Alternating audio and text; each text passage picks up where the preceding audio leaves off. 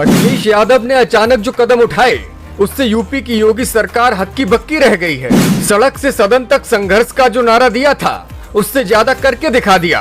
पहली बार अब जनता भी पूछ रही सरकार से बड़े सवाल। बंद कमरे में बैठकर अखिलेश ने जो रणनीति बनाई अब उसे अमल में लाने का वक्त आ चुका है। आरोपों का जवाब नहीं मिला तो बौखला गए योगी, कहने लगे अखिलेश झूठ बोलते हैं। यूपी की सियासत में भले ही योगी योगी का नाम जपा जा रहा हो, लेकिन अखिलेश किसी भी मायने में कम पड़ते नहीं दिख रहे।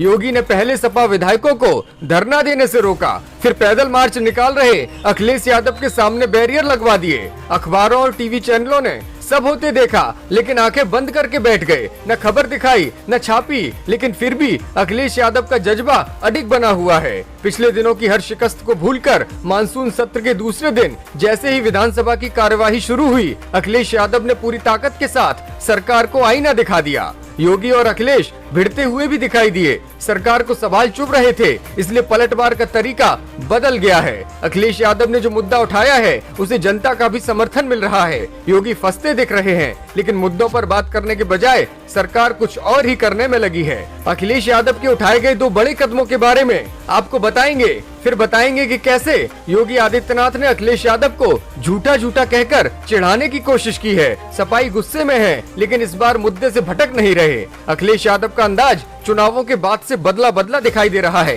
वे सत्ता के लिए नहीं, अब जनता के लिए संघर्ष कर रहे हैं। पहले वे सत्ता के लिए लालायित दिखते थे, लेकिन अब सत्ता की लड़ाई लड़ने से बेहतर उन्होंने जनता की लड़ाई लड़ने का रास्ता चुन लिया है। इसकी सीख भी खुद पिता मुलायम ने दी है। इसी लड़ाई को आगे बढ़ाते हुए अखिलेश ने पहले तो सड़क वाला संघर्ष किया, और आज जब सदन में मौका मिला तो बिना लाग लपेट के सीधे सीधे योगी आदित्यनाथ को घेर लिया। सदन में सीएम योगी बैठे थे, नेता प्रतिपक्ष यानी अखिलेश यादव को सुन रहे थे, उनकी बातों को लिख रहे थे, लेकिन जब जवाब देने का मौका आया तो हवा हवाई बातों से ही काम चलाना पड़ा। अखिलेश यादव ने प्रदेश में स्वास्थ्य सेवाओं को लेकर कठिन सवाल पूछ लिए।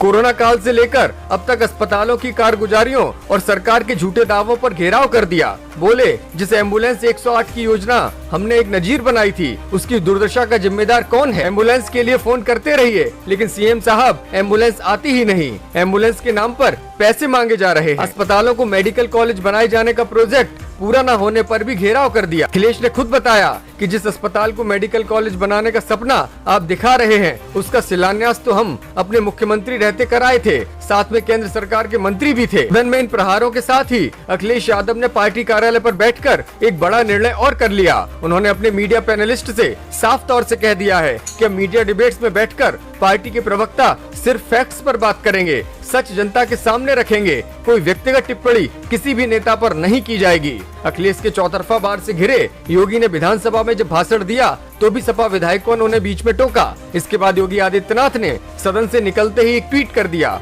सवालों के सीधे जवाब देने के बजाय नई बात कर दी और अखिलेश यादव को झूठा कह दिया। उन्होंने लिखा, नेता प्रतिपक्ष पूर्व मुख्यमंत्री रह चुके हैं, प्रतिपक्ष में सबसे बड़े दल के नेता भी हैं। आग्रह है कि सदन में सच बोलने की आदत डाल लें। हालांकि समाजवादी पार्टी और सच नदी के दो किनारे हैं, कभी एक साथ नहीं रहेंगे।